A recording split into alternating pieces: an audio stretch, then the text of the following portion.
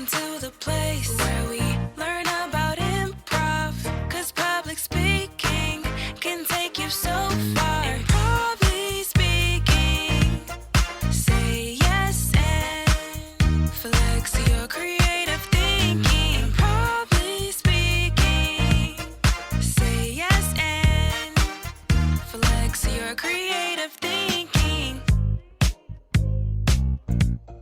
All right. Hello, everyone, and welcome to the Improviser Speaking podcast. I'm your host, Dana Gowan. I'm so excited that you're here and joining us today. We have a fantastic episode and a super fun guest and story to talk about today with this guest. I can't wait to jump into it. This episode will have a little bit of everything: improv, public health, and a creativity focus to it. I've mentioned this in other episodes, but I have my master's of public health. And today we have on someone with their Ph.D. in public health and epidemiology. So I'm just so excited to jump in and talk about all of this. If you're new and joining for the first time, let me give you a rundown of what this podcast is all about. The goals of this podcast are: 1, to help people understand the benefits of improvisation; 2, to demonstrate how improv shows up in all aspects of life; and 3, to inspire people to try new things, get out of their heads and judgment zones, and find creative outlets and passions that can help them. And our guest today is an experienced speaker, researcher, leader, and adventure and creativity seeker. So without further ado, let me introduce you to our amazing and fabulous guest, Dr. Jana Hirsch. Jana is an associate research professor in the Urban Health Collaborative and Department of Epidemiology at Drexel University Dornsife School of Public Health. Their research aims to understand the way neighborhoods shape health behaviors and disparities, and their current work includes longitudinal examinations of the way neighborhoods change and the impact that this change has on our health.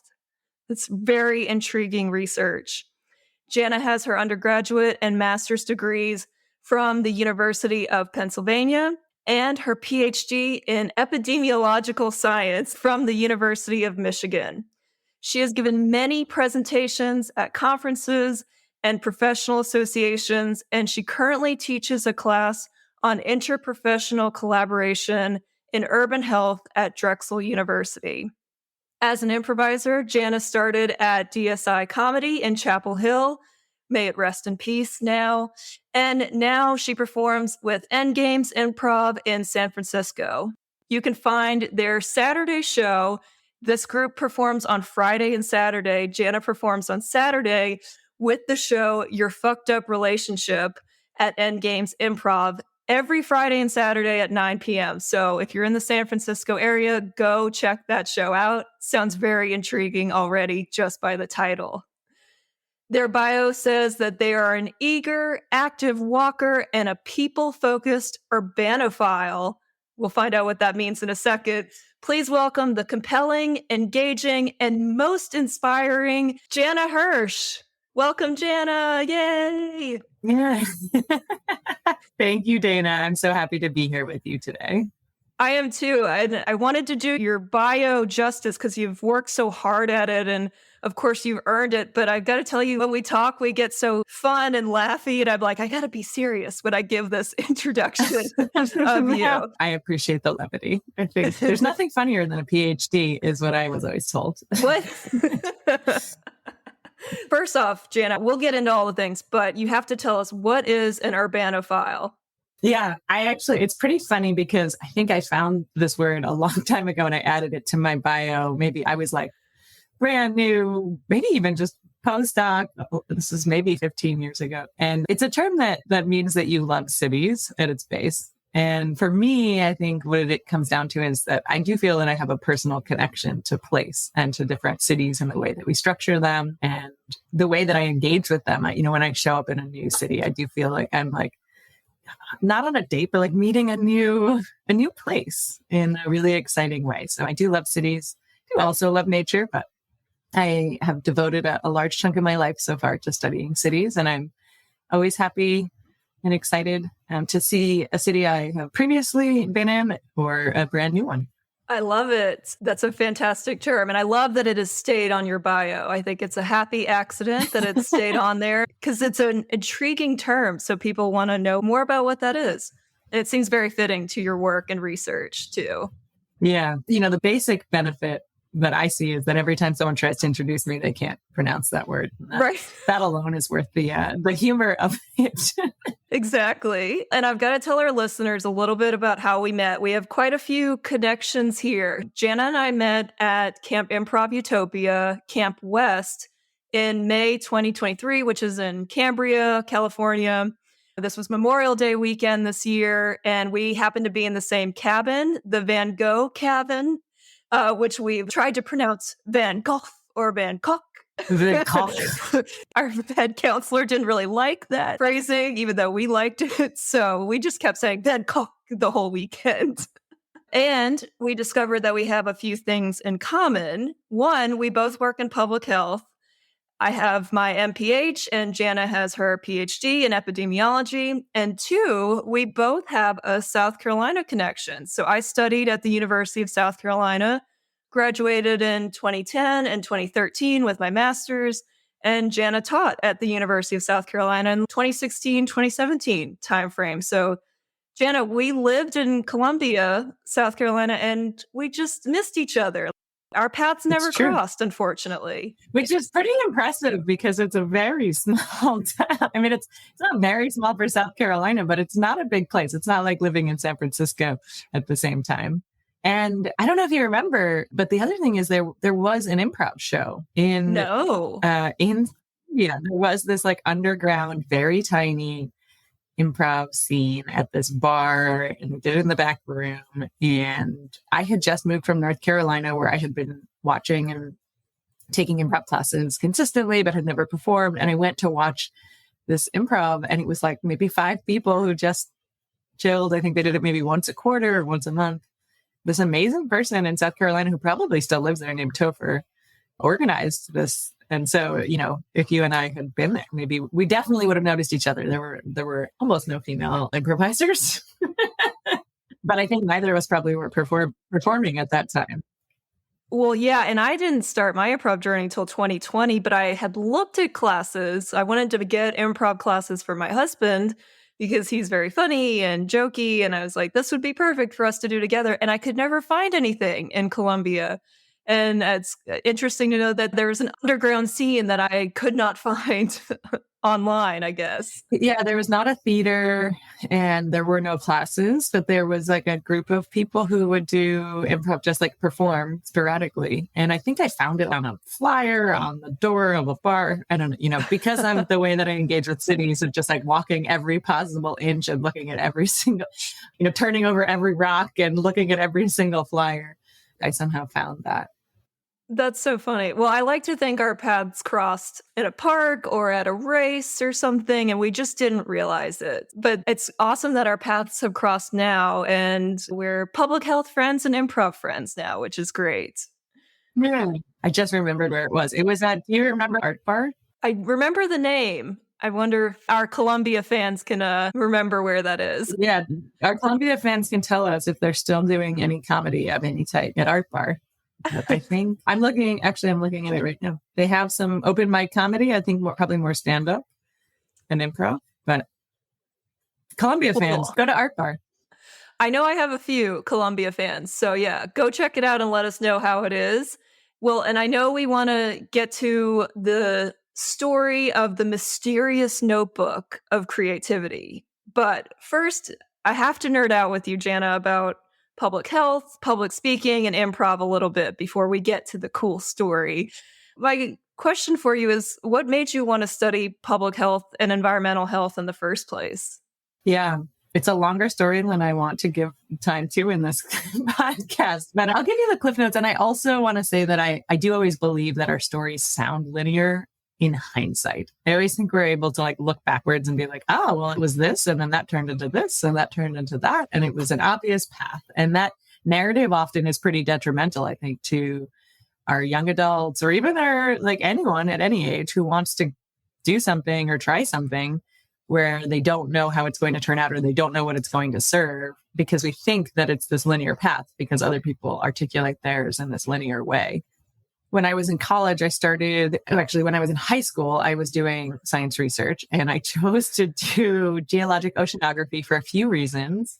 The first and most important of which, I think, was that I was this high school kid and I was interested in science research, and we were supposed to do a science research project with the local university that summer, and everyone else was getting lab jobs and the geologic oceanography job was on the beach. So who was going to say no to that? And also, I think I have always been more drawn to the kind of earth sciences than some of the more basic lab sciences. So I took this job.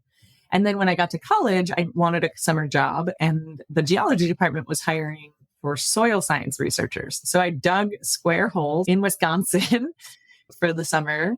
And through this started realizing maybe I want to work in community gardens. So then it kind of all fell into place. When I came back to Philadelphia that fall, I started working in urban community gardens, got really involved with nutrition environments and food environment and inequities. And at the same time, I had paid a lot of attention, the way that I always have, to place and where I am and kind of the spatial patterning of things. And it was kind of one thing after another. And I ended up transitioning my research to be around the way that our neighborhoods are designed and the resources that are available to different people, and then the subsequent impact of that on health inequities. I will also say that my dad is an emergency room physician. And so growing up, I got to see the failing of our medical system, or the failing of preventative health, constantly. My dad is the main person there when everything has gone wrong. And I think from a systemic standpoint, it was really easy, even at a young age, for me to see that there are things our society could do to make it that people can live healthier lives at a baseline and not end up in the ER. So that's the shortest version, and it sounds very linear, but it did not feel linear at the time. And even now, I don't necessarily know that I feel, it's never a direct path. I love that point that in hindsight, we're always like, well, yeah, then this happened and it was a linear path. But when you're going through it, you don't really know what the outcome's going to be. And you're like, okay, I'm influenced by this and I want to try this. And so then you follow what you're interested in, and look where it's led you now to doing all this amazing research on the built environment and health disparities. And I imagine that non-public health people don't think about this often, but we certainly do. You certainly do, maybe more than anyone around. But can you tell us, how does the built environment shape our health behaviors? It's relatively easy for us to at least think about our own lives and the way that we engage with our neighbors, our environments, what access we have to grocery stores or places that we can walk or places that we can go to calm our mind. So at least at the basic level, I think it's something that's pretty easy for us to grasp, that the places that we live, work, play, all impact our behaviors and the choices that we have to make. So it constrains and supports the decisions that we make. And you are an individual who gets to make those decisions within that construct, but it's only within the available amenities to you. And then, there are obviously different levels of that may or may not be as easy to understand as an individual walking around. So some of those things might be, the land use planning process that goes into why things are in different places, or the historic context that has led to race-based residential segregation and redlining and all of these other pieces. But I do think on its basic foundational level, it's very easy for us to see in our own lives. And I think for many people, what might be helpful to think about when you think about your neighborhoods is how did that shift when the pandemic happened and suddenly your movement was constrained, or the environments that you were interacting with were constrained, or the way that you were able to interact with your neighbors was shifted because of where you could or could not go, or how you were going to go to those places. And all of that, I think, is a pretty good example to show you, where our geography and our places and our context intersect with our behavior. That's the very high level overview of it. And I know you dive deeper into that, but it is so important. And I always think about it more in physical activity, in terms of physical activity, in the sense of if there are sidewalks, people are more apt to walk, or it's easier, there's accessibility to walk. but on the grand scheme of things, how neighborhoods are built in different systems and racial disparities and such, that all impacts people. And if you live in a food desert where you don't have access to healthy foods and produce and vegetables, then the only option you have is to go for the fast food options that are quite heavily marketed to you because that's all you have access to.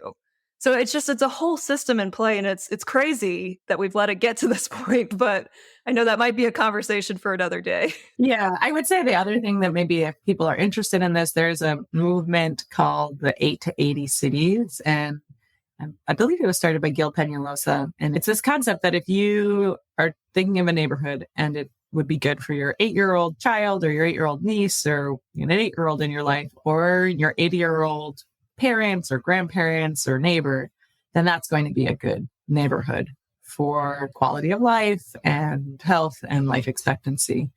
And I think that, listeners can't see what I look like. I am a able-bodied, middle to younger adult white female. So I have, privileges of moving through space and place in a particular way, but that's not also what we want to design our cities for. We want to design them to really be healthy spaces for everybody of all ages and of any background.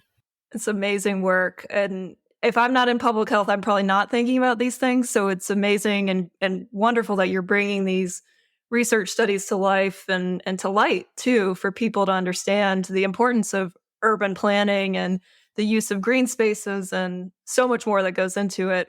And you're currently doing a longitudinal study right now. What is that all about? So in public health, especially, when it comes to these sorts of questions, we can't do things like randomized control trials. We can't say now we're going to send you to live in one neighborhood and you're going to, and this other person's going to go live in a different neighborhood. And so the field instead needs to leverage these large scale observational studies. And what that means is we basically choose a group of people. So the people that I've worked in the multi-ethnic study of atherosclerosis, or MESA. I've worked in that cohort since 2010. So I guess for 13 years now.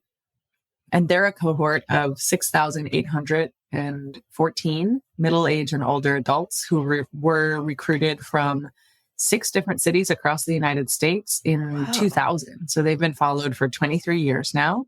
They're currently coming in for their 7th visit. So they've come in for 6 visits so far. And they do these really intensive, sometimes 1-day, sometimes 2-day visits. And then we collect a whole host of information from them about their lives, about their families, about their neighborhoods. I am the principal investigator or PI of the Mesa Neighborhood Study right now.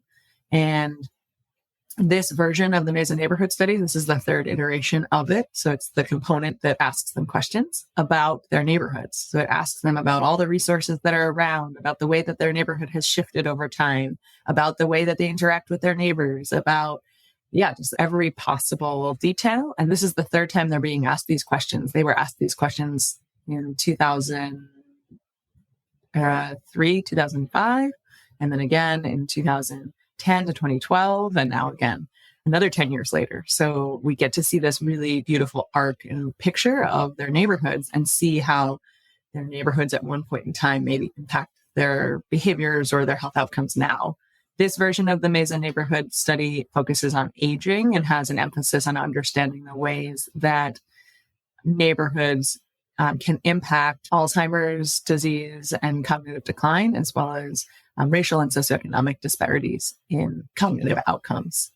And these participants are unique because many cohort studies only collected information from non-Hispanic white participants or only non-Hispanic white and non-Hispanic Black. The Mesa cohort has non-Hispanic white, non-Hispanic Black, Hispanic participants who come from 2 ethnic backgrounds, Mexican and Puerto Rican, and Chinese participants. And they were recruited, as I said, from 6 cities. So they came from Winston-Salem, North Carolina, Baltimore, Maryland, New York City, Chicago, Minneapolis, and Los Angeles. So they come from all over the country, and they've now moved to wow. Yeah. They've now moved to more than 40 states across the United States, because we track them and they move around. Right. So now my team creates data using geographic information systems for the whole US so that we can link it to whatever addresses that these people have lived in over time.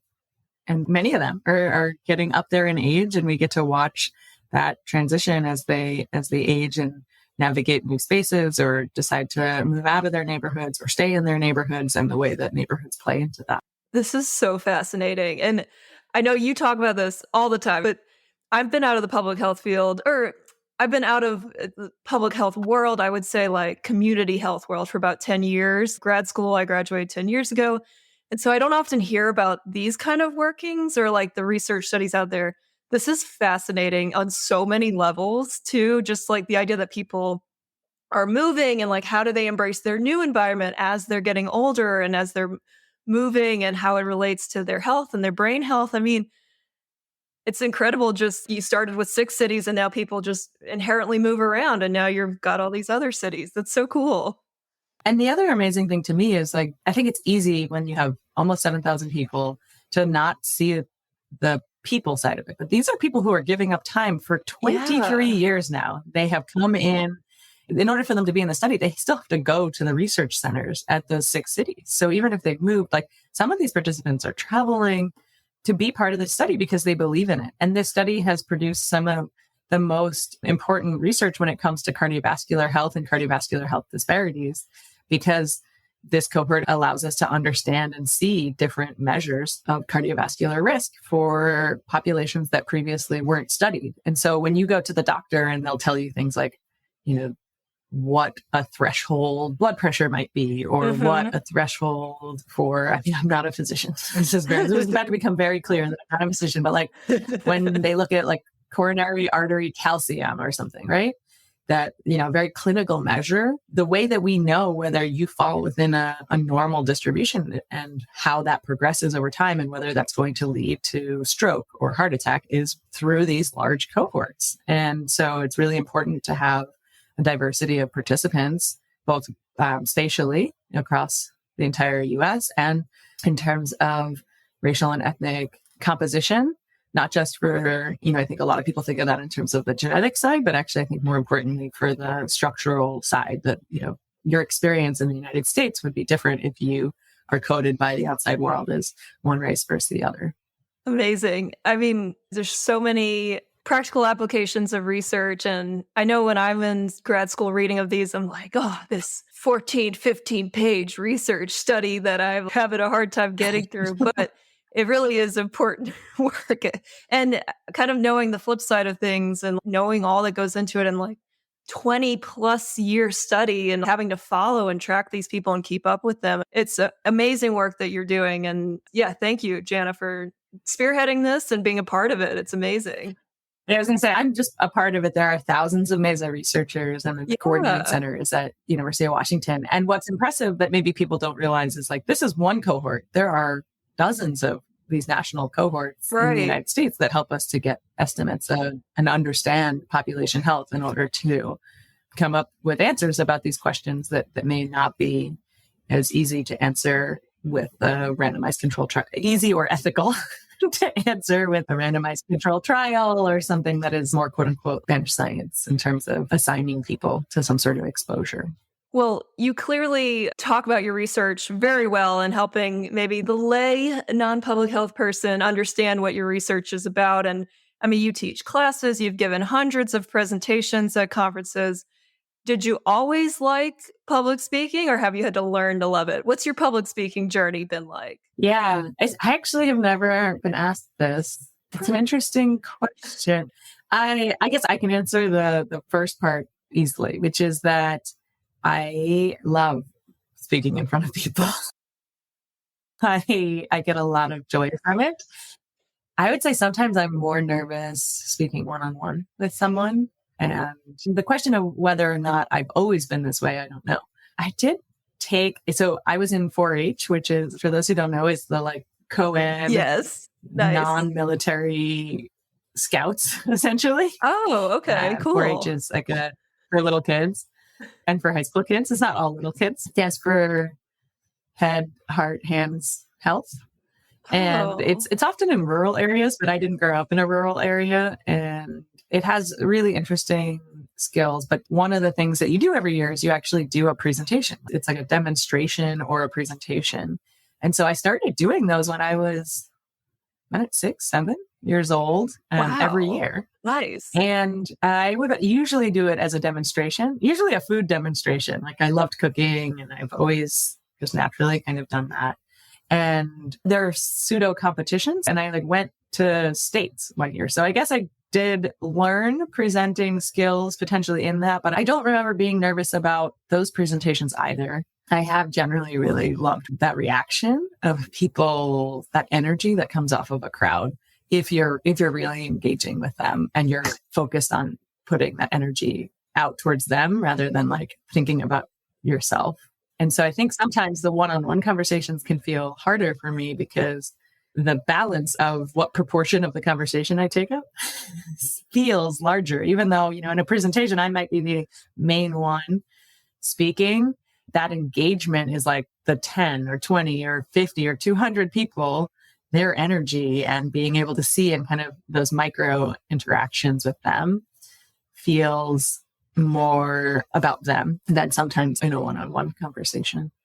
So yeah, I've been giving presentations a long time. Yeah, it sounds like it. And again, it's not a linear journey always. And so all that experience helped you and just being a great presenter, not even really thinking about it, like being nervous or anything. You're like, this is just a thing I do. I've done it since I was 6 or 7, talking about all these 4-H things that I've been doing and doing cooking demonstrations. That's amazing. And how was it teaching classes and being a facilitator and instructor in classes? I love that you use the word facilitator. I think in a teaching setting, I am always happiest if I feel more like a facilitator than a teacher. I think it's easy to like the feeling of like, I have the answer.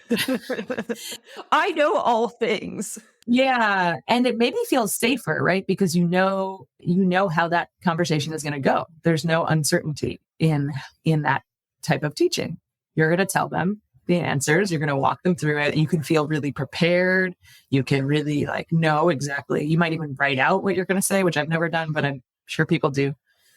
And that might be true, but it doesn't, to me, feel that good or authentic to be like, I have the answer. And often in our field, there isn't an answer. I mean, for epidemiologic methods, there are definitely right and wrong ways to calculate things. Right. But even that, it's not I have the answer. I'm just going to rotely move through this and someone will move through it in the same way or will understand it in that way. So if I can be a facilitator, that's ideal. I will say I have transitioned during the pandemic to teaching remote and I don't like it as much. I mean, I teach fully asynchronously remote and I lose a lot from that. I lose a lot of the real time, the reaction, seeing what's going on with that person and being able to pivot in the moment or what's going on with that group of people and tailoring it to what makes sense. All of that is gone in that setting or is just in a slower state. Maybe it's like in writing, they're writing in their discussion board. So that has been a totally different experience for me.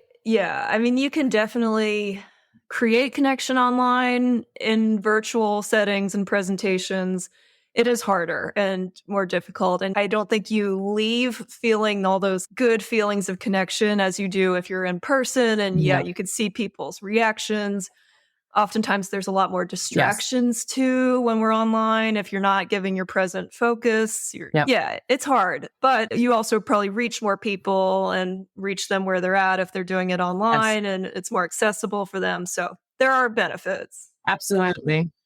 Yeah. And so I teach asynchronously online, so I don't even see my students like in the Zoom setting. Right. And I think, that has all of these downsides, but you're absolutely right. The positive of this is like, people who are getting their degree at night while they work, or they just want the flexibility to live their lives. They don't need something else competing for their time. They just want flexibility to learn when they want to learn. And I think that that's really valuable. So there are benefits and detriments to both sides of this. And then improv. So you said you started improv in North Carolina when you were working there. So what made you want to start taking improv classes since you were already great at public speaking? What brought on this improv want? Actually, it's really funny because I came to improv because of running. So I will preface this by saying when I was in high school, I did go to watch some improv shows at the local theater and I did love watching. It was all short form and it was games and I just thought it was brilliant. And I did always love Whose Line Is It Anyway? So I liked watching improv a lot. I moved to North Carolina as a postdoc And around the same time, I decided I would try to get myself to like running. And to do this, because I hated running, to do this, I decided I would run every day for a month. Just 5 minutes a day was my decision. And so I started and I ran 5 minutes a day every day for a month. And at the end of the month, I still didn't like running. So I said, okay, I'll do it for another month, because they say actually habits take, whatever number of weeks. And my goal was to make it be just like something else I did. And that was in the summer, right before I moved to North Carolina. Fast forward, I moved to North Carolina and I'm still running every day. And at this point, I actually didn't hate it, which I think was a win. I was like, yeah, that was what I wanted. I don't hate it. And I was walking back and forth to work and realized that because of how I engage with cities and constantly like poking in every nook, there was a comedy theater there named DSI, and they did improv shows. And I walked past one day and they also had a run club one of the days. That's so cool. Yeah. And their policy was that if you came and you ran with the run club, you could stay for the show for free. And I'm this like, I just came out of a grad degree. I'm a postdoc. And I was like, oh, yeah, I love improv anyway. I love watching improv. And I had never seen long form before. And that theater was mostly long form. But I was like, and this is great. I'll run with them. That'll be instead of running alone. And so I showed up and I ran that day and watched the show. And while I like being an improviser, I will say I pride myself on being like the number one improv audience member. I am yes. I will give you so much back. Like I will give you all of the laughs, the eye contact, the like exclamations, the presence. Like I am here for it. I love improv. Even the worst improv, I love. And I guess it showed that day. And they told me like, you can come to any of our shows for free, which I had been living in like bigger cities. So I wasn't used to like this, this college town theater, which I think was reasonable. They want an audience member. You have to sit front and center in the first row. You must sit there. Just keep your laughter. You're a great audience member. We want you in the seats. Yeah, that's awesome. And so it was this joke for a while that I was just the number one audience member. And so I would just stop by on my way home from work. I'd see like a show probably almost every other day or every day of the week. Any day that they had a show, I would probably see one of their shows at least that night. I would hang out there. And people over time, they were like, you should do improv. And I was always like, no, I'm the number one audience member. I don't want to know how the sausage is made, yeah, the magic of it, right? The mysteriousness. Yeah, like I just want to be here and amp you guys up. And they pushed and pushed. And I even performed on stage for the 1 year anniversary of me running every day, because I've continued running every day. Wow. They had me perform on stage as the story for one of their long form shows. It was a long form show where like a guest would come and tell little stories. And so on. And it happened to be that it was on, I think, Fridays. And it happened to be that my 1 year anniversary of running every day was a Friday. And so I came and performed on stage for that. But I refused for a long time to take classes. Finally, they convinced me to take classes under the premise that I was like, well, I never have to perform, right? Like I'll just do it for fun. That's how they get you. You never have to perform. You just got to take the classes. Yeah. And so I did. I took the entire series with them and I only performed in my grad shows and I would do drop-ins, and I loved the theater community there. There's actually, there's a new theater that grew out of a number of performers from that. It's in Durham for those listeners who might be there, called Meddlesome. And they are amazing improvisers. And I'll also just kick butt people. So if anyone's in that area, I highly recommend. And actually, I think the founder of Meddlesome, or one of the founders of Meddlesome, I don't know the exact organizational structure, is the person who started the Run Club at DSI. So she's great. And so over time, I just performed with them and I just loved doing it. It was so much fun. And it was less about the public speaking and performing and more just like, oh, this is great. People are actually going to like throw down and be present and be goofy and like, let's do this together. And it, thankfully, seeing how the sausage was made didn't ruin my improv watching ability. I will say, actually, to some degree, it made me more impressed with some of the really talented improvisers. When you know how the sausage is made, you're like, oh, wow, you make really good sausage. But yeah, and then I stopped for a while because I moved to South Carolina, and then I moved from South Carolina to Philadelphia with a stint in Vancouver, Canada in between. And the Philly improv scene is great, but, I think is a little bit more serious. It's a bigger city. So it's like, yeah, you have to audition or be in a more structured way. And so I didn't drop improv, but it wasn't part of my life then for a bit. I did teach improv at academic conferences twice in that period, which was super fun, like teaching improv to people who didn't necessarily want to learn improv and watching them connect in that way was really special. And then I found my way to the Bay and in some ways ended up staying in the Bay because of improv, which is a separate story that I'm happy to go into if you are interested. Of course. So you started performing at Endgames. Was that the first place that you took classes or like you started at in the Bay? No. So I had we all had a really tumultuous 2020. Yeah. But I had a particularly unique one. I was stuck outside the country for the first 8 months due to the pandemic. I was stuck on an island where it was actually like it's actually something that carries a lot more trauma than, people are like, that sounds lovely. And it was also lovely, but it has the uncertainty of it, I'm sure. Yeah. There's all sorts of pieces. But when I returned to the US, I sold my house in Philly and I just left and I was moving around. And this was in early 2020. I had been vaccinated as a public health professional earlier than everybody else. And so I was just kind of impromptu moving around. And that was back when things were still pretty shut down. Mm-hmm. And I had wandered my way to Santa Fe and I had left a bunch of my stuff in Seattle when I had come back from this island because they had just returned me to the West Coast. And I went to see some friends and officiate their wedding. And so I'm a terrible driver. I'm like a very bad long distance driver. I'm not a terrible driver as in like will hit things. I'm a terrible driver as in like we'll drive 20 minutes and then be like, okay, we're done, right? Like, Do you get sleepy or bored? Yeah, I get sleepy and hungry and bored, all the things. Every possible way that you could be a bad long distance driver. I'm like, where's the game? What is going on? So my friends had actually been tag team driving me across the country. I had decided I was driving to Santa Fe and I had only made it like it was like 2.5 months and I had only made it to like Asheville. Wow. North Carolina. Or like Nashville, Tennessee. And so I'm so grateful I had friends who were like, cool, I'll fly into, like one friend flew into Memphis and drove me to Oklahoma City where I celebrated my birthday. And then she flew out of Oklahoma City and someone else flew in to Oklahoma City for my birthday and then like drove me to Santa Fe. And then one of my friends from Seattle, the one who actually had all my stuff, flew to Phoenix to drive me to San Francisco because San Francisco was like an easy place for her to fly out of. And when I got to the Bay, it was right when everybody else's vaccine suddenly hit, where it suddenly became really difficult to find short-term Airbnbs. Like I had been used to like showing up in a city, finding an Airbnb and just booking it because I was one of the only ones who had been vaccinated and it was just easy. And I get to San Francisco and a 1-week Airbnb cost more than a 6-week sublease because everyone in San Francisco also suddenly was vaccinated and wanted to go see their families and friends and other things. So they were subleasing really cheap. So I was like, okay, I'll just, I'm not in a rush. Like, where am I going? I didn't have like a plan of where I was going. I was vaguely trying to get to Seattle, but like, okay, 6 weeks later is not a big deal.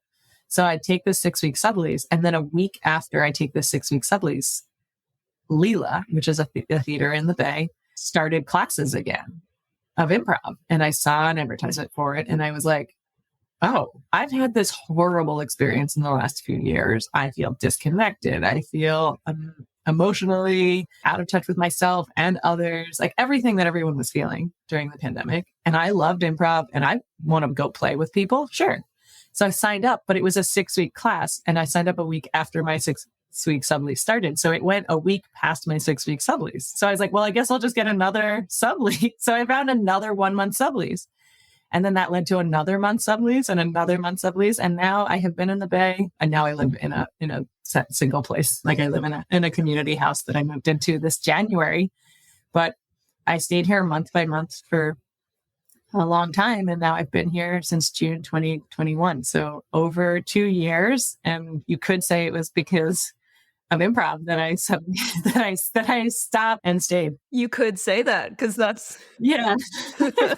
Yeah. I found Endgames because they have a really awesome jam and it's really welcoming. It's once a week. And the person who runs it, Cody, is just a great facilitator for that. And so I started going to the jam mostly just to have more time to play. but it was on stage. So I was like, oh, I guess I'm actually performing. And that I was really nervous about. Like, this is not what I wanted for my improv world. And I was like, that's my fun time that is not performing. And then auditions came around because they do auditions every 6 months for house teams. And the auditions were right before the jam. And I was like, cool, more jam time, basically, is what I thought. I don't know why I thought that. Auditions are not at all like just playing on stage with other people. Everyone's nervous. But that's how I auditioned and ended up on a house team and have performed with Endgames now for almost a year and a half. Oh my God, that story, the non-linear story that you can make linear now, but as you're going through it, you're like, I don't know what I'm doing, but I'm just being in the moment and loving going to play and hang out with people. And I'm just going to stay in San Francisco and keep playing. And look at you now. You're a resident. And even that, right? In hindsight, you could look back and be like, that sounds so easeful. And it wasn't, right? It's like this constant tension of like, should I stay? Should I leave? Like when we're in the moment, nothing feels that way ever.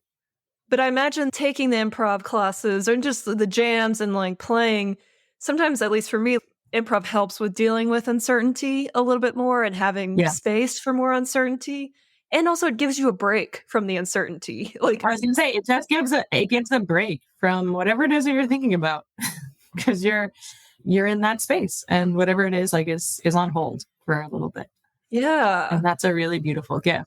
Oh my gosh. Yeah. So many good stories. So that's my broad improv journey.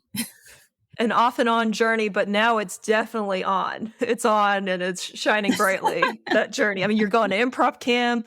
You're not just an audience member now. You are fully immersed in the improv world. Yeah. But even improv camp, like I had signed up as a wait list and they just told me on improv camp started on a Friday. They told me on Thursday. That's impressive. My anxiety I don't know if I could handle that. I think that improv and also like what I've gone through in the last few years have given me space to just sit in that and be like, that's what we're doing. And I've lost some of that really uncomfortable feeling of the uncertainty or something shifting quickly. I feel grateful to be able to kind of accept, that we don't have the ability to plan something as tightly as we want for the future. And even when we make those plans, they fall through all the time. And so it's allowed me to kind of take some of these amazing opportunities too when they fall into place, like going to improv camp.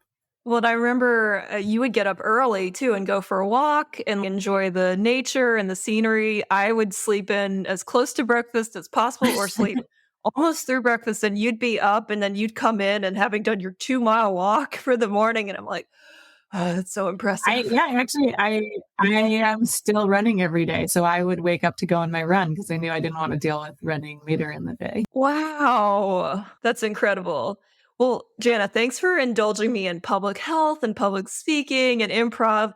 We have a fun story too that I want to get to. And I know I've talked through all the other things and left this to the end as like a cliffhanger, but I do want to get into this mysterious notebook of creativity. Let's take a quick break and then we'll talk about that when we come back. All right, and we're back with Jana Hirsch talking about all things public health, public speaking, improv. And this episode is focused on the mysterious notebook of creativity, and we have yet to talk about it. So let's get into it. And let me set the scene for our listeners here, and then Jana, please fill in the gaps and add to it. But Jana and I were talking about a month ago. We were just chatting post-camp about public health and applied improv. And Jana told me about this notebook.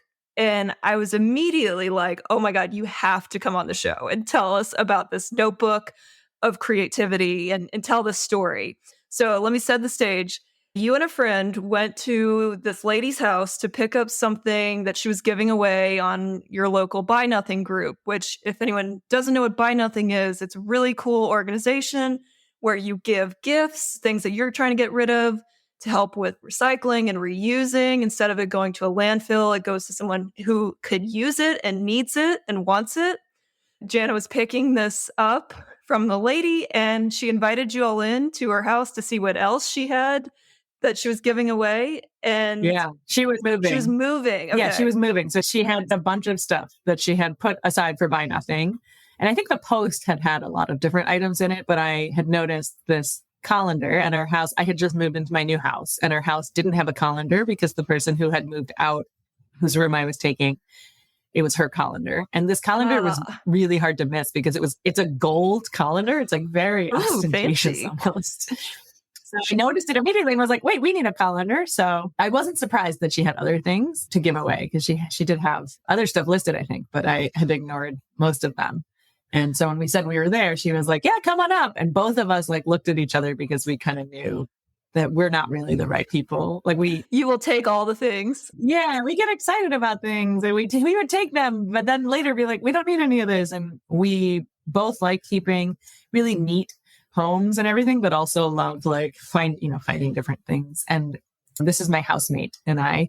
And nice. There were three other people in the house, and I would say that her and I are probably the most susceptible to that sort of like excitement obtaining of items. But we decided to go up anyway. Yeah. Well, can you imagine if you didn't? Because you did, and on this table, she had a table of stuff. On this table was a notebook that immediately catches your attention. What did this notebook look like? Why did you want to take it? Yeah, so we go upstairs to get the colander, and she has a whole bunch of different things on this table. And I immediately noticed this. It's a notebook journal. It's stunning. It's really, truly stunning. I have it here.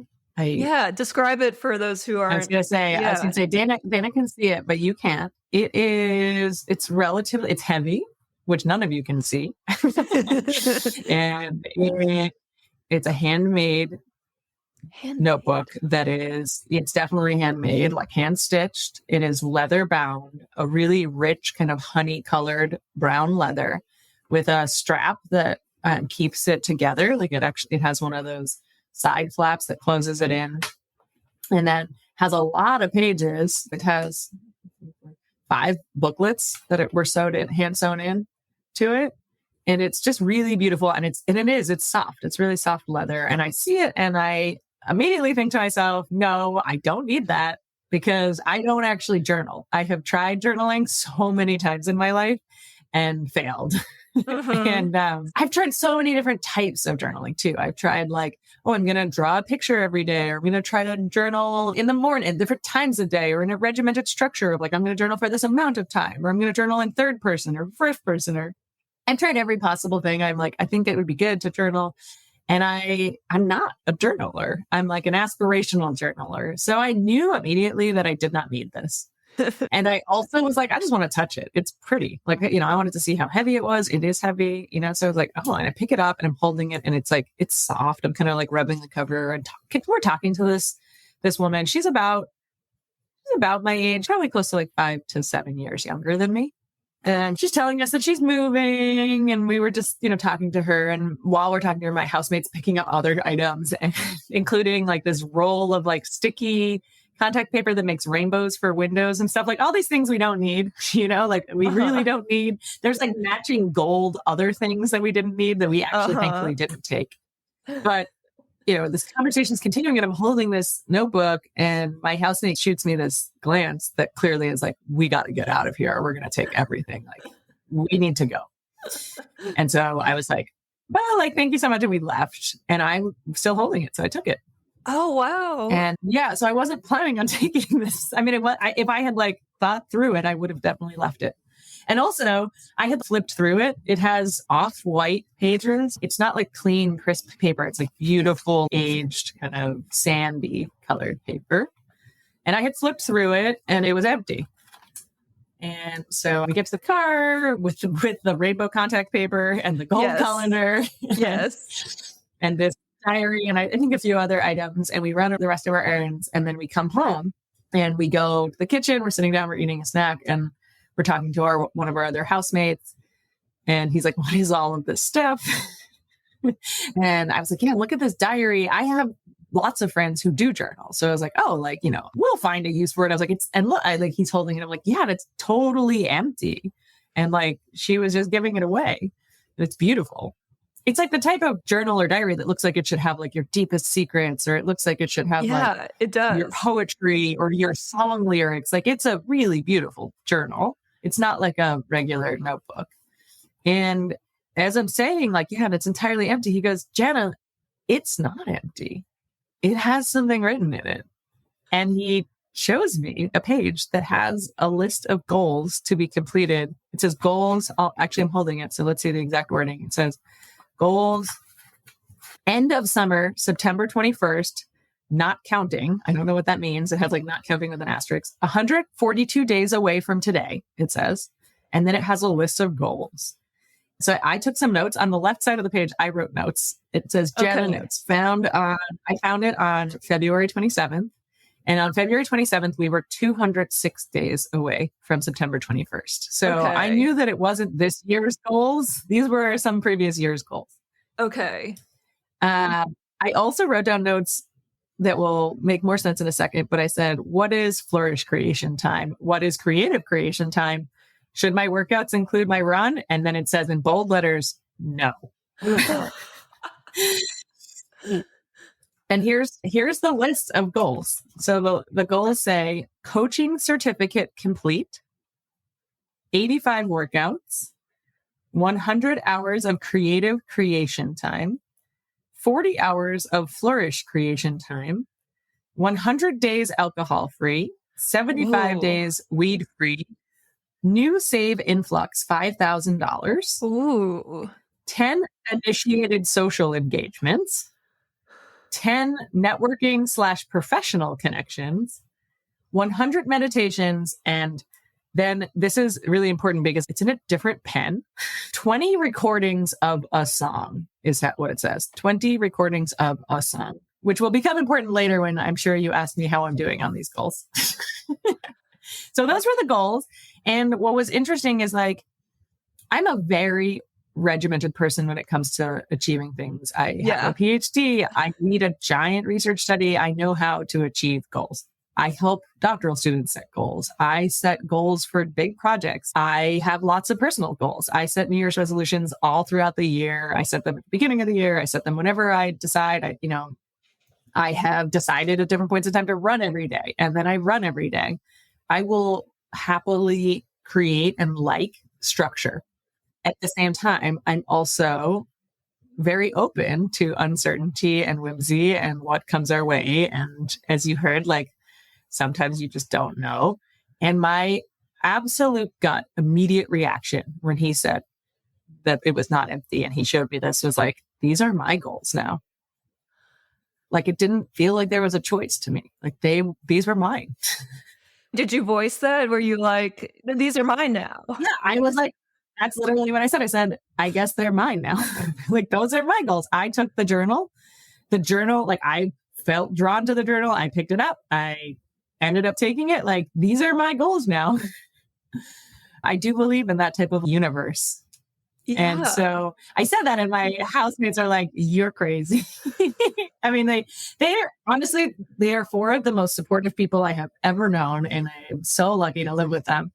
So they weren't that like, if they had shunned me fully, I maybe would have, I don't know. I probably wouldn't have reconsidered, but they were like laughing. They thought it was an interesting concept. I have had no intention of having a coaching certificate, which is the number one thing on this list. Right. So several of these other goals, I was like, oh, I do some of this. 75 days weed free, 100 days alcohol free. I don't generally really drink very much. I can't really drink after 5 p.m. because it messes up my sleep. And most people want to drink with you after 5 p.m. So like, It's just not really something part of my life. 75 days weed free. I use cannabis for sleep and for other things, but I don't really, I'm not a heavy user. 100 meditations. At that point in the year, I had been meditating. One of my New Year's resolutions was to meditate every day. So I had already been meditating every day since January. So it had already been, I was like, oh, like this is easy. 85 workouts. I was like, surely I can do 85 workouts in the next 200 days. It was like, some of them seemed like not easy, but some of them seemed like, yeah, like, sure, I already do some of this. But your running workouts did not count. I decided my runs didn't count. Yeah. I made my life kind of hard in a number of these dimensions. And I also just had no idea what some of these meant. Like, what is creative creation time? I tried to Google it, like didn't find anything. What is flourish creation time? Didn't find anything. I tried to gather information from the next few pages. So she does have some information on the next few pages. Ah, okay. So the next page has in different color markers, it says workouts. And then it has like little hash marks as if you were like, tally marks. So it says workouts, alcohol-free, meditation, flourish time, and creative creation. She did not get very far. She had 5 workouts. She had 6 days alcohol-free. She had 3 meditations, 1 hour of flourish time, and 2 hours of creative creation. Did you count those as part of yours, or you started from scratch? No. Oh, that's an interesting. Well, you know what? That might be helpful. We're getting close now. But those on the podcast, I don't know if you know, but today is the 18th of September. So we are 3 days away. Oh my gosh. From these goals being done. And it would definitely be helpful if her stuff counted towards mine. But that is not how I thought about it. Okay. Initially, maybe. The next page says the presence is the energy. In big letters. And there are some spelling errors in that.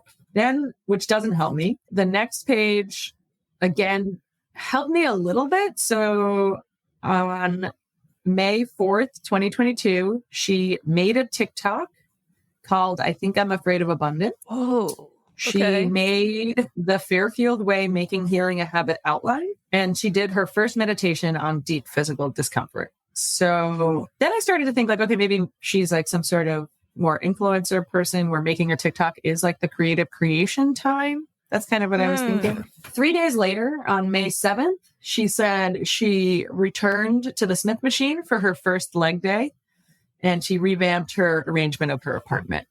That's it. That's the only information that I have when it comes to the goals. The next page says pleasure does not equal peace. Oh.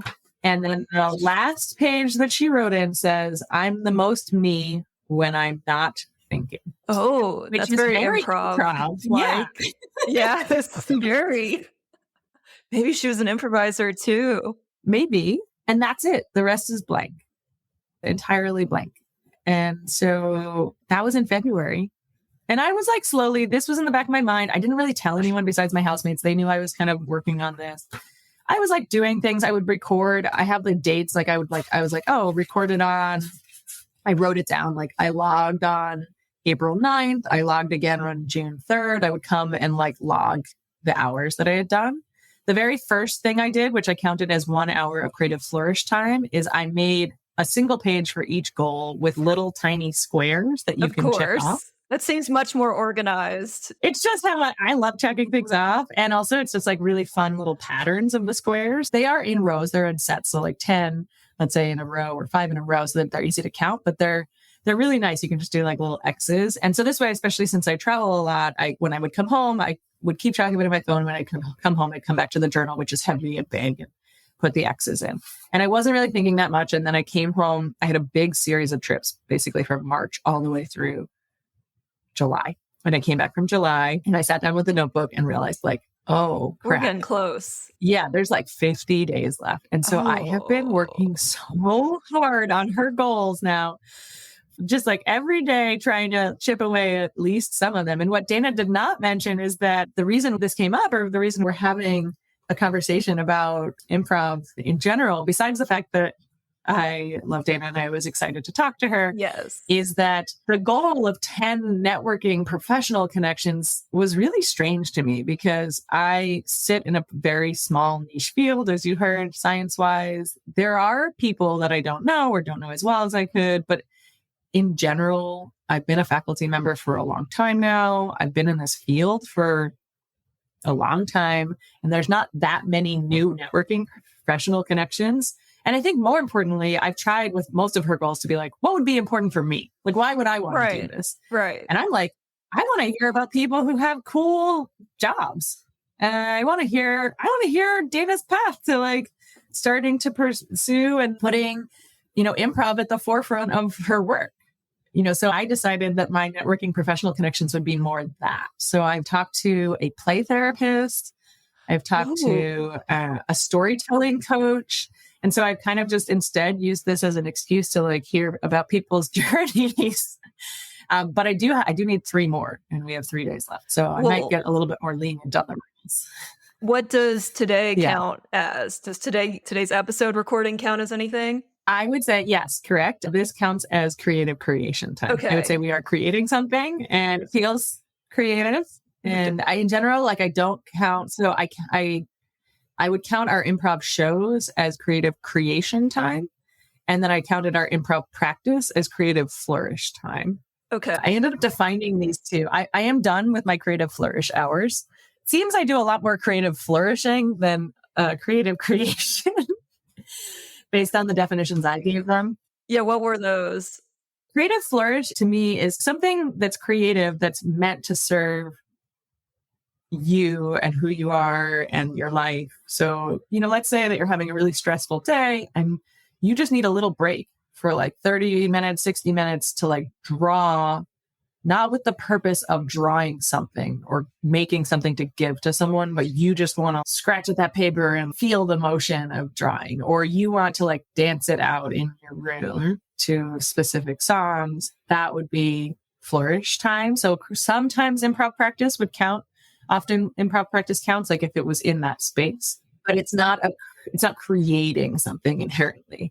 Whereas the creative creation time for me has meant like actually creating something. So I sewed a flag there's a street poet in San Francisco who I adore and love his work and am close friends with now. And I made him a flag that says poems.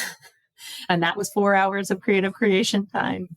I handmade a baby mobile for my friend whose baby just arrived in August. And it's all these intricate, tiny paper hot air balloons.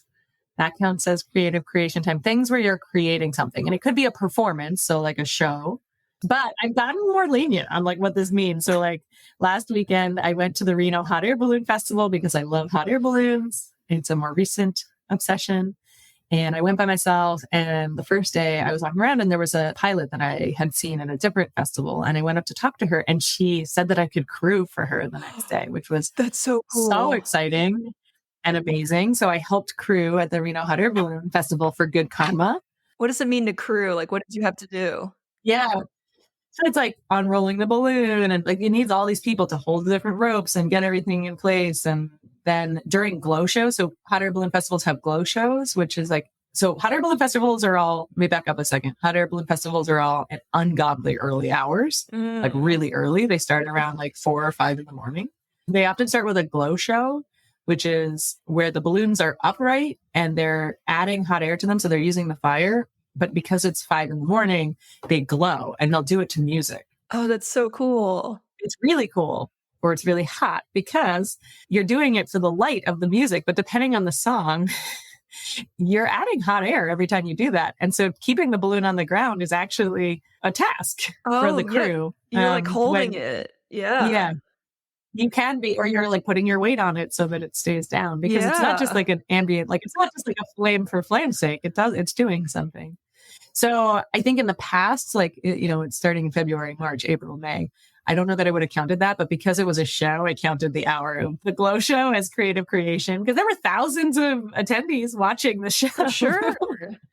But, that's not why I did it. And if you had asked me, like, which of these categories, I would easily say this is creative flourish. Like, this is me doing this for me, enjoying my life and like feeling connected to what brings me joy. So I have been a little bit lax in recent times for those because I am getting very close and I do have a lot, not a ton, but a lot of things left to complete. Yeah. So we're 3 days away from the deadline. What do you have left to complete? Are you? Yeah. So I am now a certified coach. I do not intend to coach anybody, but I did get a coaching certificate. Certified in what? I got a relationship and sex coaching certificate from an online website. It was just like a 6-week class. It was the cheapest, shortest, easiest coaching certificate in a topic that I found interesting. Did you learn anything cool from that? The business side of it was really interesting. It was like, the relationship side, like less so, but the coaching, the actual coaching, a little bit less so. I was interested in it because I identify as polyamorous and, relationships are a big part of my life, and understanding and showing up for all of our relationships, from our neighbors and friends all the way up to, life partners or nesting partners or other people that you live with is important to me.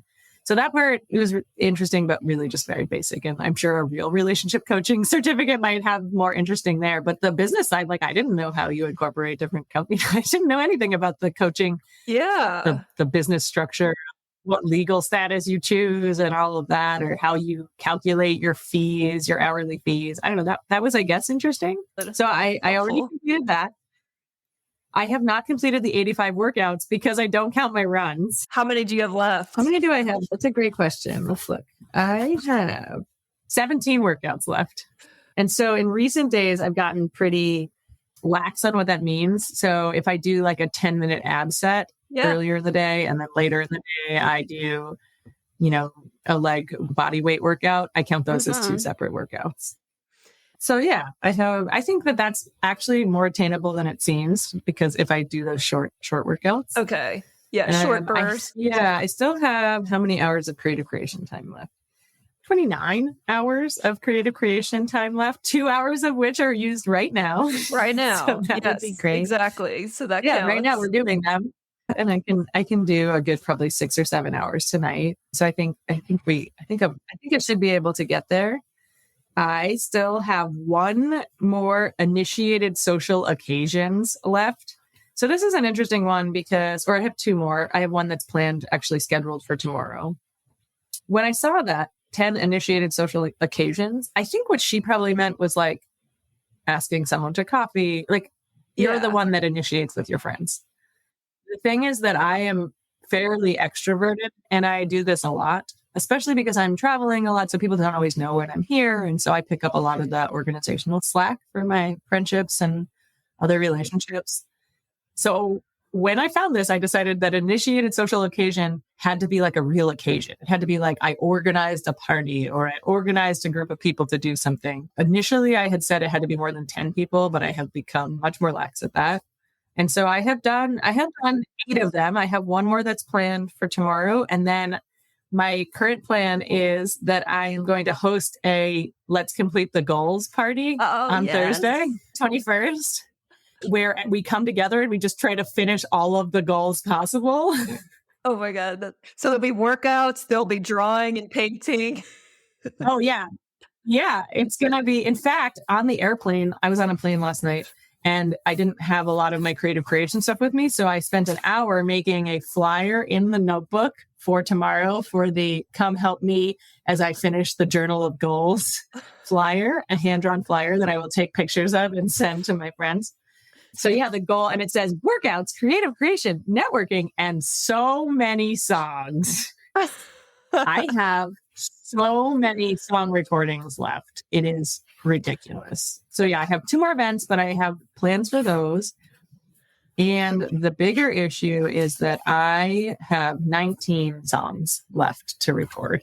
Yeah, the songs recording one's interesting. I wonder if she's a singer and wanted to record her own stuff, or I wonder. It's not clear. And she's very clear. She says 20 recordings of a song.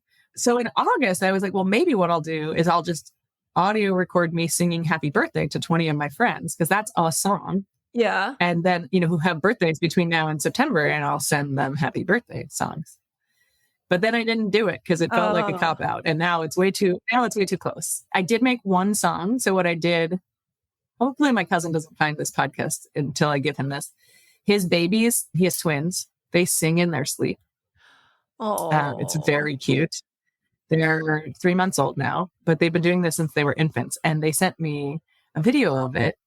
And I remixed one into a song.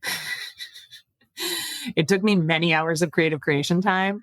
And my goal ideally is to at least make a few more of those, because his 40th birthday is this fall. So that then I can send him these cute, weird, but not that good songs. Because I'm not a musical. I played cello for many years, but I don't identify as a musical person. And I just don't, it's not I don't do musical improv. I just it's very far outside of my comfort zone.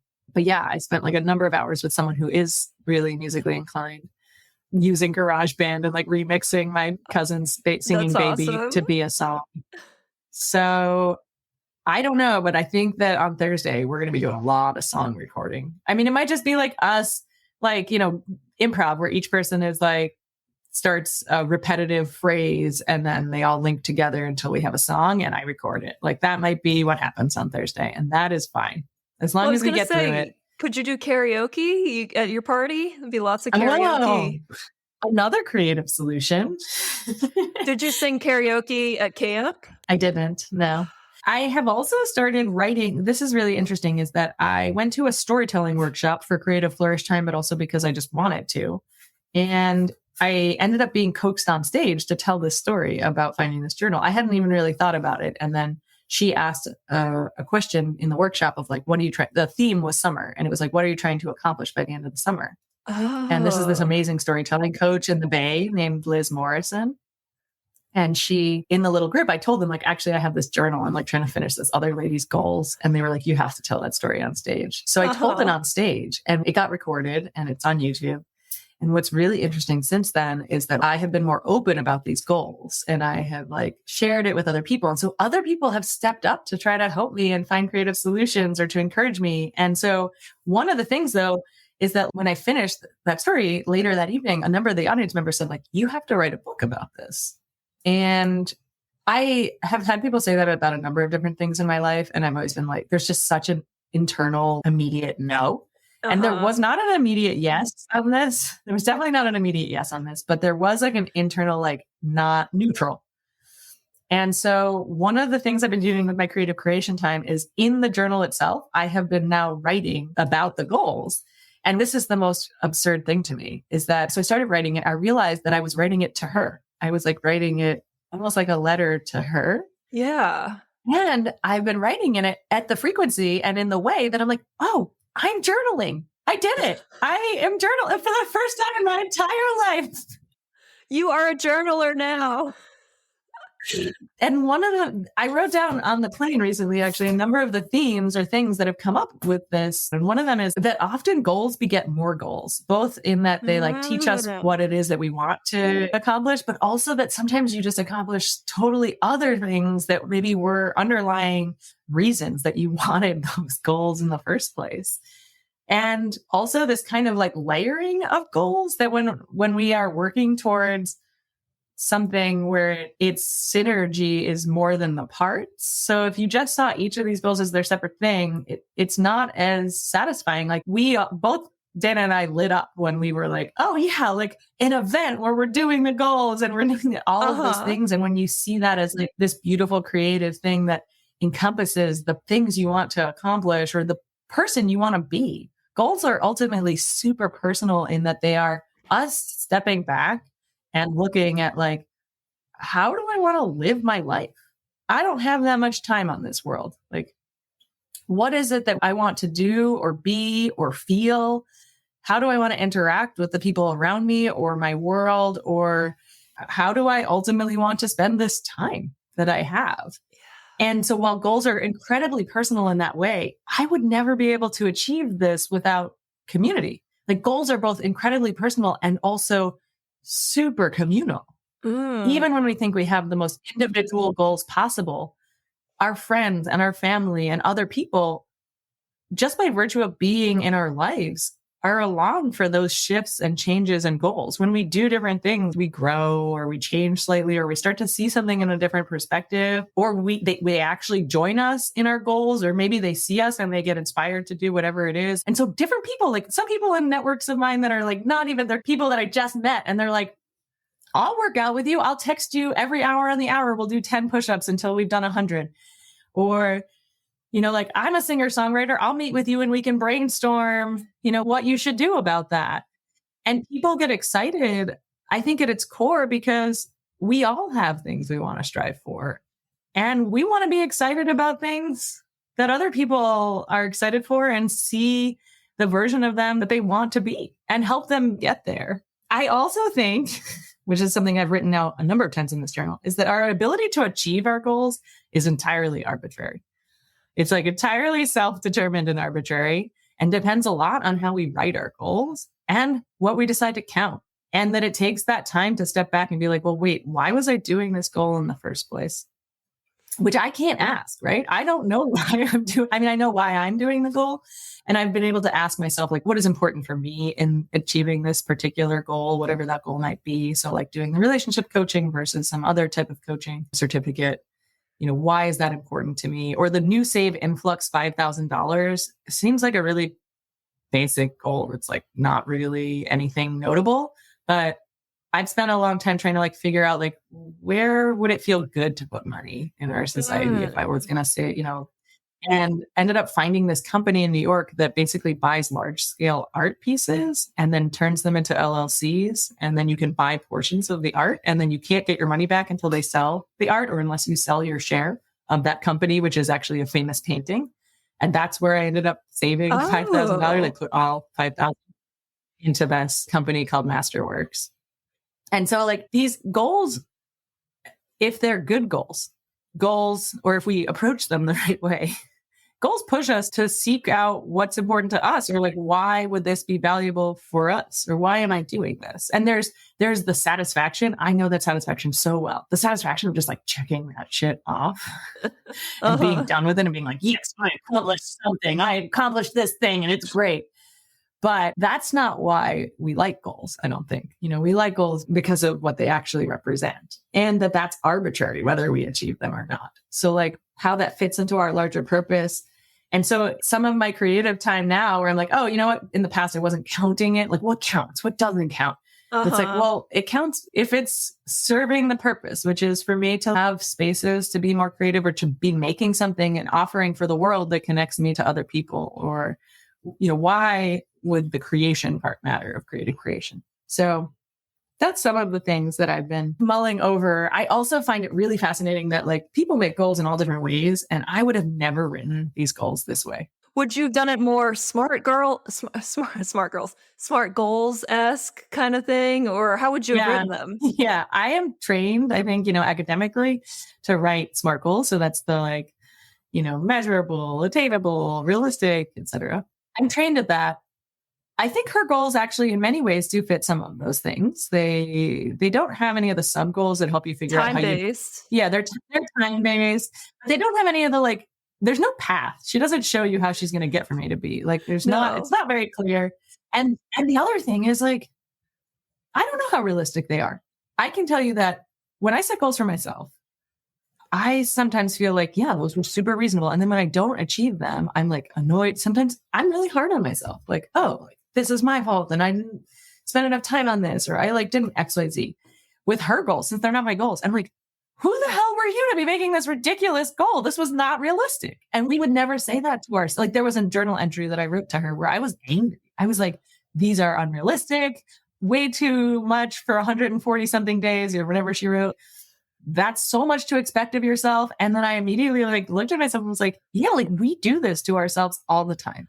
We set goals for ourselves all the time that are really challenging. And then we feel bad and we shame ourselves when we haven't accomplished them. But when it's someone else's goals imposed on us, we don't see that.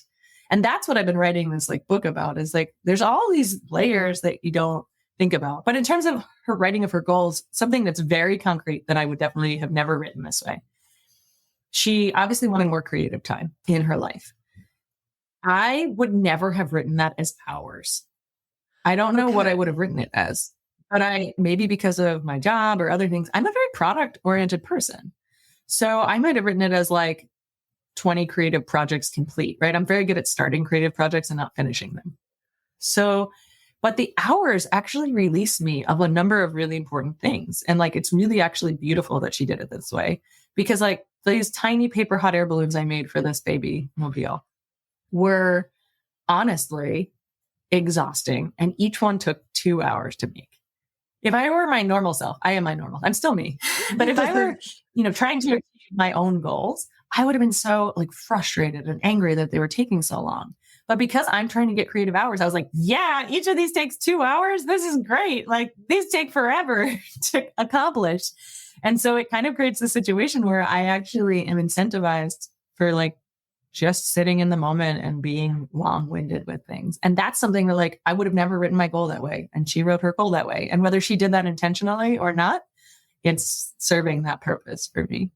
And if you counted it more as completed projects, that whole project would have just counted as one thing, even though it took you 20 hours or whatever to do. And then you would have been frustrated, like, all that work only counted for one thing. I still have 19 more completed projects to do. But now you've added now 20 hours to your bucket of hours. Yeah, that is so and I think that's one of the things where we just don't think about that for our own goals. And it's not that like, her goal is not a SMART goal. It is a SMART goal. It's just a totally different type of goal than I would have written. And it has tremendous impacts on how I approach how I feel about what I'm doing. And that's pretty beautiful in and of itself. Like accomplishing her goals has taught me a lot, both about myself, about maybe her, I don't know, about goals. And I don't know what I was supposed to accomplish by doing this. Like, I don't know why the universe gave me this, but I do feel really grateful that the universe dropped this series of goals in my lap because I've learned a lot. Have you thought about telling her that you're doing this project? I get this question. It's so funny. I get this question every single time I tell this story. Yeah. When I told it on stage, someone asked, and my response is always the same. My immediate reaction to that is like, are you kidding me? Like, I would feel like such an asshole because like think about it if I were her, if I wrote a series of goals, like my most intense goals of what I really wanted to accomplish. And then I didn't, apparently, according to this journal, make very much progress on them. And then I give away the journal and some other random lady takes my journal and completes my goals and then rubs it in my face. I would feel so absurd. I don't even know how I would feel. I mean, it's just like so hard to even know how I would feel about that. But I don't think of it as rubbing it in the face, though. How cool is it that these goals that I like wrote down and didn't accomplish, but they've like changed your life for the past year. They've changed your life for the better. Yeah. I don't feel like that's rubbing it in. I feel like that's awesome. Well, I've also told myself like maybe it wasn't even her journal. Like she was giving it away, but maybe it was just like a roommate's journal. Yeah, but like, what if she got the journal and is giving it away to somebody else's goal, but you've been like having her face as the person. Yeah. Yeah, I mean, I know her name. I met her. I have her, Facebook Messenger. I can like message her if I wanted. I do think like if I do continue and I write a book about it, I will reach out to her. And I think I'd like to make sure that she feels okay about it. And I would let her probably read it first. But for the moment, I have it because I just feel like I feel this weird, like it's very hard to imagine what that would feel like if someone was like, hey, remember this diary? I get it. I remember all those goals you set. I did them. That's very vulnerable. It's not something you'd ever expect. Yeah, because it could result in, I don't know, there's an allure of mystery a little bit because you just don't know what was going through her mind and her headspace. It'd be cool to know later, but I don't know. This is cool that you've taken this on because she could be like, oh, I just wrote this down as like a willy-nilly thing. I didn't really think much of it. But in your mind, I don't know, is the story, it's okay, she wrote these down to create this stuff and create more connection and create creation time in her life. And let's keep it at that story. I like that narrative. I think similarly, you had offered a few times for us to do this podcast recording. And part of the reason I want it before is like, and this is also if I'm writing a book, I haven't made this decision, but like, I don't know. We're 4 days out. I'm someone who finishes things like ahead of time. I have no concept of whether I'm going to finish her goals. And I don't know if it matters. And I think it might be okay for people to not know if they ever get done, because that's ultimately probably not what I've learned from this. Well, you just said that goals are arbitrary, right? It's more of like what you get out of it. And you've gotten a whole lot out of it. And some goals haven't been completed yet. So that's really big food for thought too. Yeah. Yeah. I think, it's like, I'm not sure. There's only so many hours between now and midnight on the 21st. And we'll see if I get these things done with my normal job and all of the other things that I do in my life. But I've written a few times to myself of like, how are you going to feel if you don't finish these? And I don't have an answer. I don't really fully know. I think I'll feel really mixed. I mean, there's like the optimistic side of me hopes that I'm going to feel great. Like, look at what you have accomplished. Look at all of these different hours. I like when I log my hours, I do keep track of like what I did. So it's like I can see, how many improv shows that I've done. And I can see how many days I started swimming again because of this. Because I'm like, well, that counts as a workout. So I started swimming again. And I picked up hula hooping. I started hula hooping 45 minutes a day for like a period of a few weeks. Amazing. There's like all these things that I can read and see that I've done of like, oh, right. I like wrote some logic puzzles. I laser cut a spice rack for my cousin. I like painted a seashell at improv summer camp, which then ended up getting an award. That's right. From the art director. And I did that because I like, needed some time away and also just wanted to I was like, oh, I better log some creative creation hours while I'm here. And, there are these amazing things that have happened. And so like, I hope in my like purest heart that if I don't finish the goals, that I will still feel really good. And I think maybe that's the important intention to go into it. But I could just feel like really sad or like, oh, like there's a tiny piece of me that's like, well, you procrastinated. Like you had 200 and something days. Like if you had even just done one workout, every other day, whatever it is, I think the narratives we tell ourselves are always like that. There are pieces of us that do that. And there's got to be space for those pieces too of like, yeah, I see you. Like it's true. And that's okay. My hope is that even if I don't finish, I will still feel satisfied. But I guess we'll find out.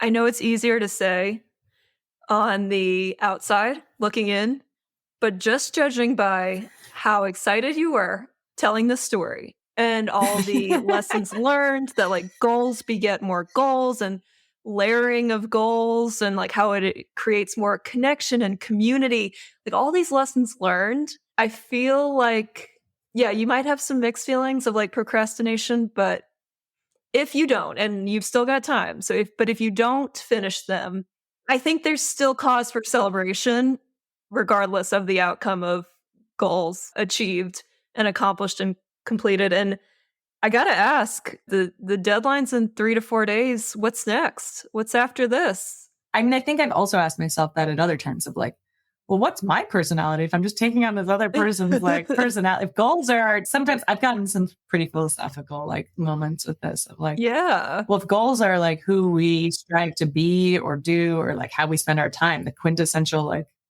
question of life, then like by taking on someone else's goals, like who am I? Am I just this person trying on other people's lives?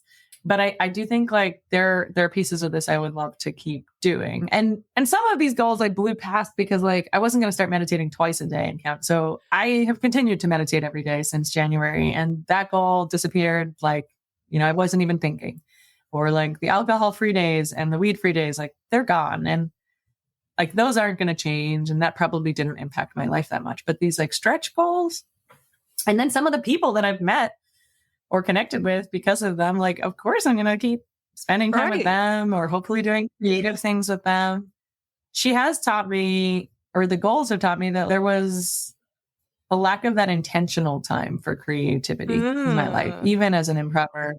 With my busy life and my schedule, like, and there's a lot of creativity that goes into grant writing, but there's not that much creativity. And there's some creativity that goes into like designing research studies. But writing academic papers is like very structured. Yeah. And, teaching can be very structured, especially the way that I have done it over the last year because it's been remote. And I think that I was missing some of that creative time. And I think the other big thing that I'm taking with me is like the creative creation time can't happen without creative flourish time. If you're stretched, and you're not resourced, and you don't have space where you're like rushing and you're barely eating, whatever it is, you're like picking up your kids, you're running back and forth to the airport, you're flying back and forth across the country like I do, then you need that time that's creative time that's just for like you, that's like nonsense, where don't have some pressure that you're making something, and you're just like doing it for your own flourishing in order to have enough space to be creative and create something. Creativity doesn't live in this like stretched space. It has to kind of have time carved out for it. And so I don't know if the hours was intentional for that, but I definitely would like to keep some of that practice or a lot of that practice moving forward. And it'd be sweet if I could keep journaling, although I have little faith that given past evidence, I will probably not keep journaling once I'm done writing about this story. But maybe. It sounds like the journaling is helping you to write this story. So maybe if you frame it as I'm writing this story and also habit stacking. I mean, you know, habit stacking, you could meditate and then that leads to journal time after. I mean, there are options. Absolutely. I wanted to offer that, you know, you said that you question philosophically, like, I've taken on this person's goals. Like, who am I? Like, what do I really want? But you made the goals fit your lifestyle and yourself. So yes, the coaching thing you wouldn't have really pursued normally, but you made the like flourish and creation time yours. How she probably thought of her creation time as being probably more TikTok-y, maybe influencer stuff that she was trying to do. You made them like cutting out air balloons for your friend's baby stroller. You made it yours. While she designed the goals and you followed them, you ultimately made it yours too. Yeah. I do have this interesting concept. I don't know if I will do this. I want to see other people's take on accomplishing her goals. I want to see what they can do if they do her goals. What I have been calling actually our goals is how I've been writing about them. I like that. Our goals. Yeah. Because they're not really hers. They're not yours anymore. It's like as in hers when I write about it, but they're ours. They're our goals. And I'm working through them for her and me. Well, if you are listening to this episode now, we'll give Jana's contact ways to reach out in a minute. Reach out and tell her if you would read a book like this, because I know I would. I would totally read. This is such a cool story with a cool, compelling idea. I know you don't have an immediate yes or an immediate no, but Jana, you got to write this in some way, shape, or form. Like, this has got to keep going. It is such a cool story. Thank you. Yeah, I would have never known it. I just didn't even think anything of it, right? Maybe a little bit back to what we were talking about. Like, sometimes you look backwards and you're like, yeah, right. That makes sense. But in the moment, it doesn't always look that way.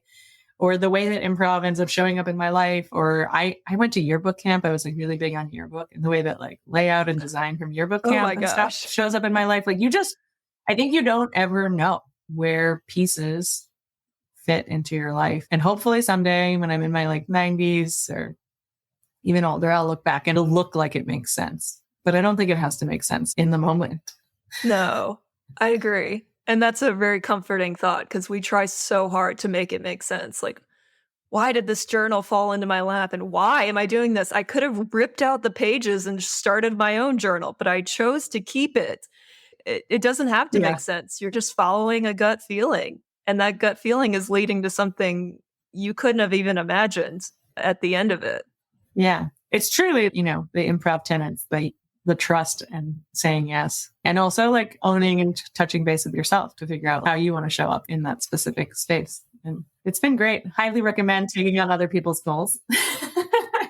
Or take on these goals here and see what comes up for you. It has really been interesting to see like what sort of types of creativity I'm drawn to and what fills me up and what drains me. And whether it's visual or movement or, music, or there's lots of different ways for you to add creative time into your life. And some of them will feel more natural to you than others. Mm-hmm. Well, Jana, I end the podcast asking everyone, how do they embody a yes and mindset? I mean, you've absolutely answered that, as in you yes-anded this person's goals and took them on. Anything you're trying to yes and afterwards, or you're going to see what comes up. Yeah. And maybe this is not the answer that most people give, but I have been doing a lot of internal work lately on yes-anding those like uncomfortable experiences or feelings that you're having. So if you're feeling resistance or there's like an angry part of you, of like kind of doing a visualization exercise of like showing up for that part and being like, let's be, not actually like, you don't need to act on that or be in whatever space about that, but like giving amplification and space and and respect for all of the different complicated things, whether it could even be a no. So giving like a real, true yes and for your internal no. That's what I have been working a lot on recently. Yeah. I like that you were like viscerally angry at this girl, this person who wrote these goals and like you journaled about it and you released that. That's really cool. And by doing that, I was able to see like, right, we do this to ourselves all the time. I would never have been angry at myself for the goal. Like I wouldn't have seen the goals as unreasonable. I would have been angry at myself for not achieving them. So, part of me is like, well, I should take on the full list. If I'm going to take on these goals, I should take on the full. But I guess, as you were saying, it's all arbitrary what we choose to do. Yeah, it is. Well, what you could do is wait until 142 days away from next September. Right. The truest. Yeah, if we want to create a ritual and a real, like, true, systematic yearly cycle of this, is that 142 days from September 21st every year, you could embark on these particular goals and try again. Oh, because I do like the creation and flourishing time. That's really interesting. I don't know. I'm into it. Let's do it. You could open that 142 days. If you took it on every year and you saved $5,000 every year, I mean, that's a lot. It would be. Jana, this has been amazing. Thank you for sharing this story. Thanks for sharing about your public health journey, your improv journey, I've been calling it mysterious notebook of creativity, mysterious notebook of goals story. It's so fun. I don't know. There's more to this. And I love that we're recording this before the deadlines. That way we can look back on this episode and see the outcomes and aftermath that happens later on. That's cool. Yeah, I really appreciate the time, both because it's creative creation time. 2 hours of creative creation time. It's true. 2 full hours of creative creation time. And also because I think it's been really nice. I was really secretive about these goals for a long time, and it's been really nice to share. Maybe because I had some shame, or because I was worried that if I told people, then I'd be accountable to completing them. Although I'm someone who's really internally accountable to completing the things that I decide. But I've been really happy to share it, and this has been great to be able to talk through it with you, and also to riff on even more ideas of what we could do and move forward with this. I don't know. There's so much to this. This is cool. What a wild thing. And Jana, I know that our listeners are listening and want to contact you about this episode and about the book you're writing, because you're going to write it. It's going to be fantastic. And they just want to chat with you and learn more about it and learn the outcome, because we don't know the outcome yet when we're recording. Where can our listeners find out more about you or contact you? Yeah, thanks, Dana. I do keep a lot of my personal and my professional life separate from this. So I have set up an email account in advance of this podcast. So you can reach out at yourgoaljournal@gmail.com, spelled yourgoaljournal@gmail.com. And I would be excited to hear your reactions, and if you want to undertake these goals, to hear what's going on, and or also reflections you have about goals you've set in your life, or ways that this has helped you to think differently about goals in general, or how you orient towards them. Yes, I love it. Reach out. Please encourage Jana to write the book. We were just chatting about how could the book could be set up as, of course, the narrative of how it went, but then at the end, it could have space for you to track your goals and follow these goals and make them your own.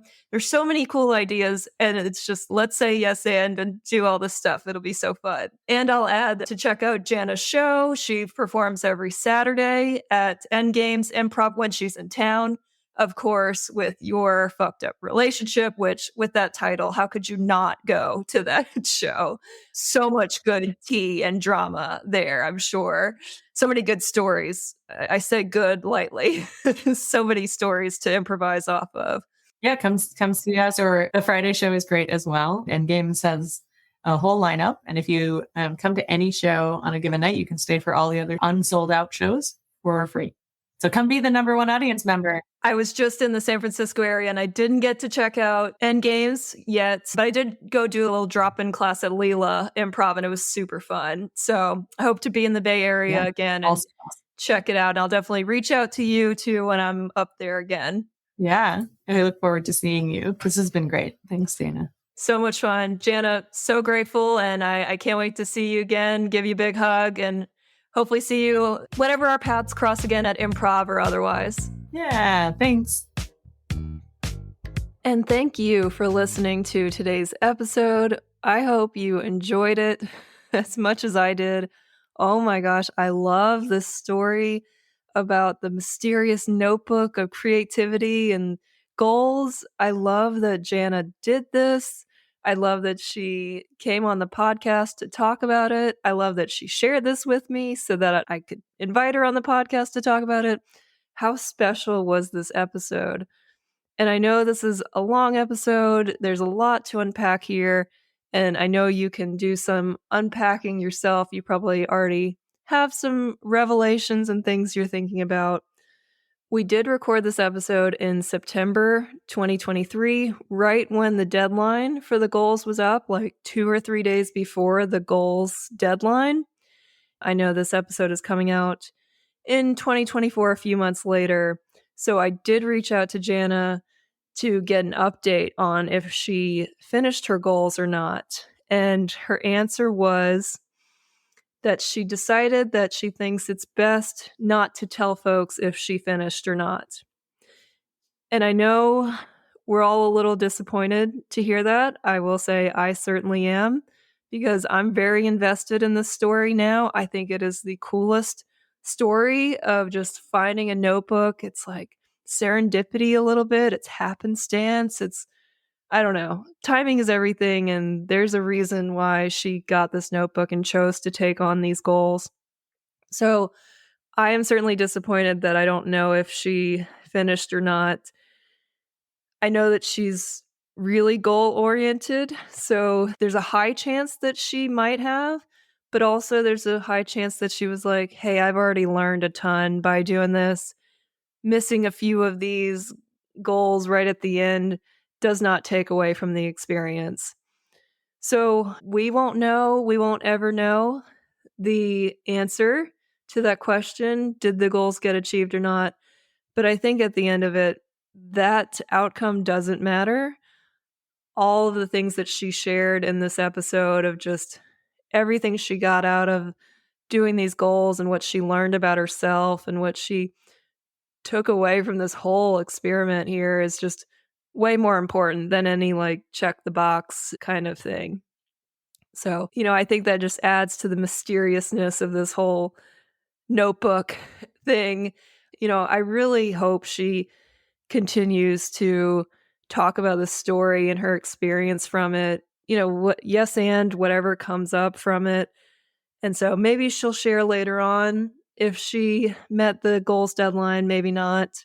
And again, I just think it's the coolest thing that she did this experiment. I did ask her why she didn't want to share, just because, again, there was some disappointment. I'm not trying to be nosy, although I am probably a nosy person, but we're just like, what's the reasoning behind not wanting to share?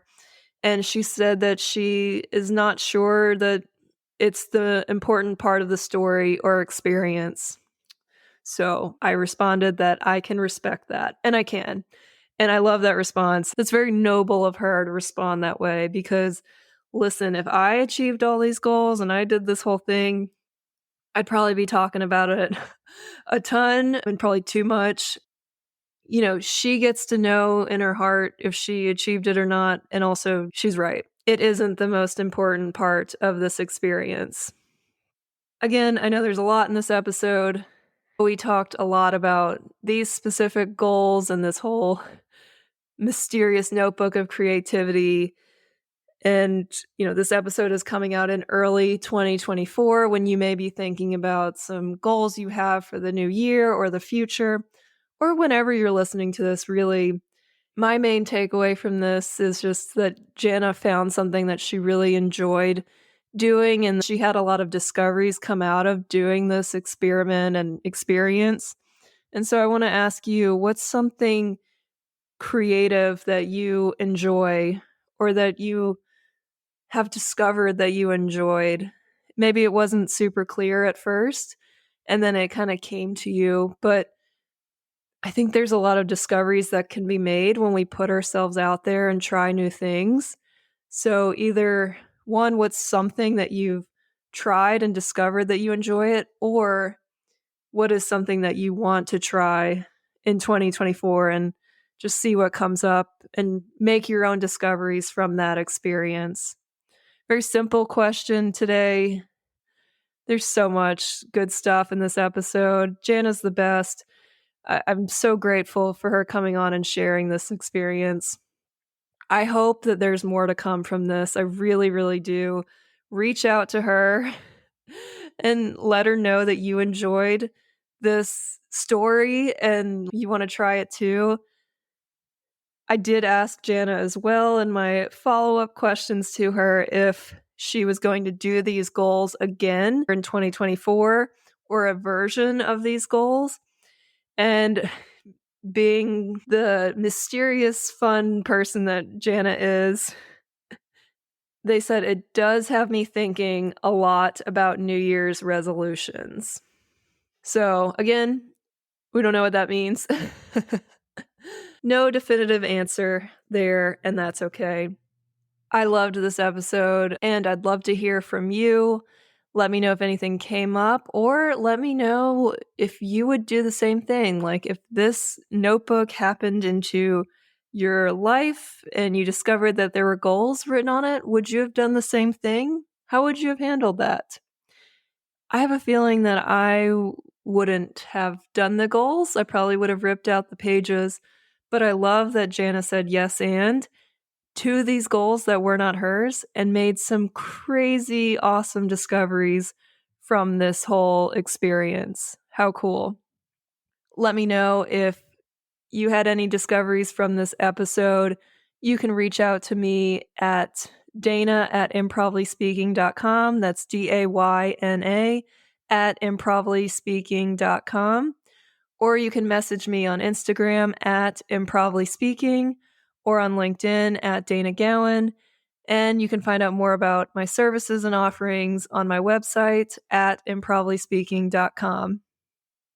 What a fun experience this was today. I hope your 2024 and beyond, whatever year you're listening to this in, I hope your year is full of creativity and fun and joy and discoveries that come up from trying new things and doing what lights you up. It's always fun to discover what comes from trying new things, and I hope you make all the cool discoveries this year. Thank you so, so much for listening and supporting Improvly Speaking. Go out and flex your creative thinking. I'll talk to you next time.